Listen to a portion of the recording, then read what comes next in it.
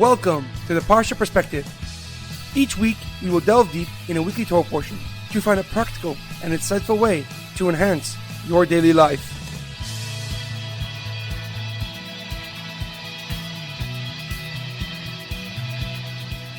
Thank you for tuning in.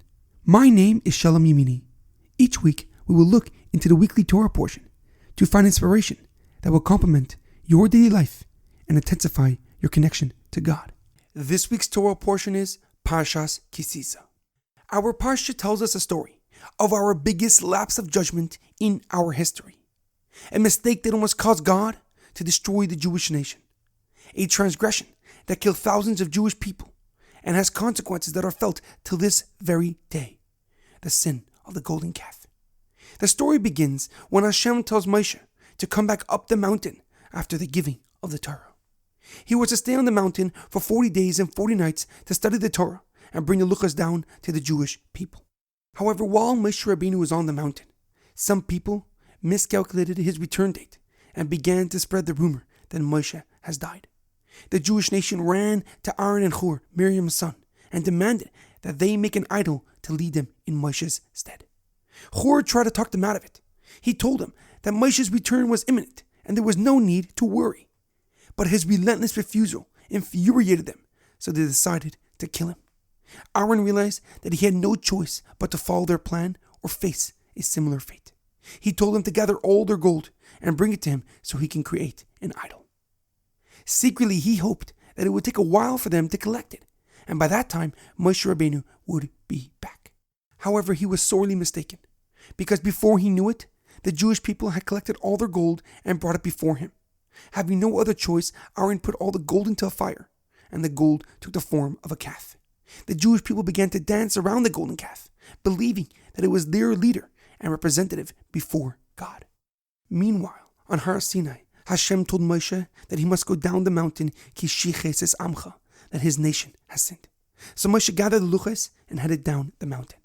As he was coming down, Moshe saw the egel hazav, the golden calf, and the people dancing around it, and at that moment, he decided to destroy the luchos.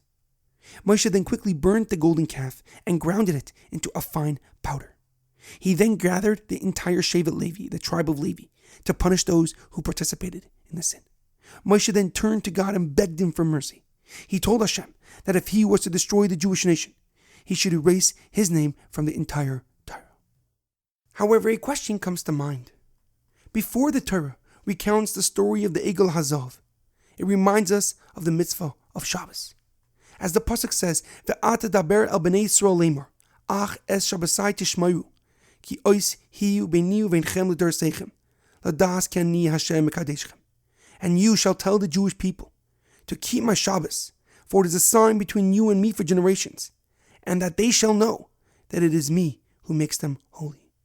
Why did the Torah, which is usually very clear and concise with its wording, repeat the Mitzvah of Shabbos before telling us the story of the egel hazav? Rashi on that pasuk explains that the reason why the Mitzvah of Shabbos is repeated is because the Torah just completed the mitzvahs, the commandments on how to build and use the Mishkan. And therefore, the Torah wants to remind the Jewish people that even though it is a mitzvah, a big mitzvah in fact, to build the Mishkan, it is forbidden to do so on Shabbos. For the Mitzvah of Shabbos takes precedence on almost every other mitzvah.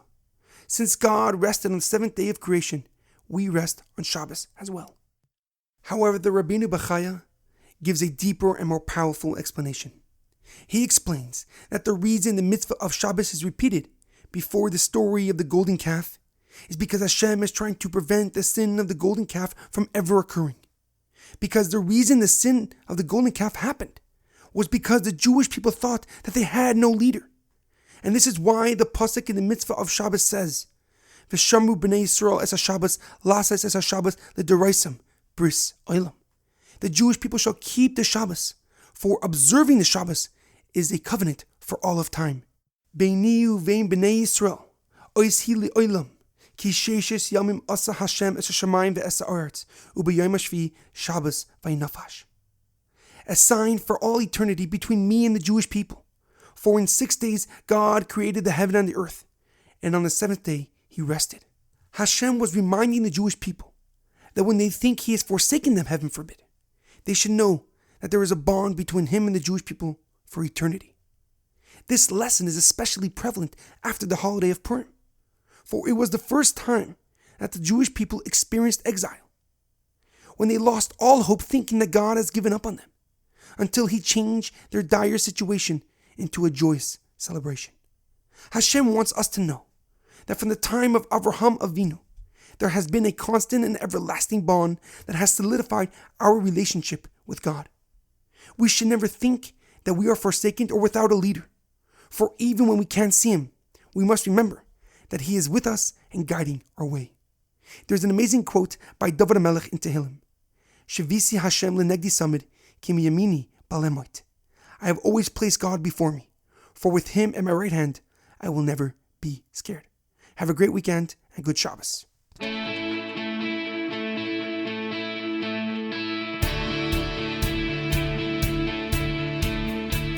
Thank you for tuning in to the Parsha Perspective. Check out our website, theparshaperspective.com. Send thoughts and comments to theparshaperspective@gmail.com. Till next time, thanks for listening.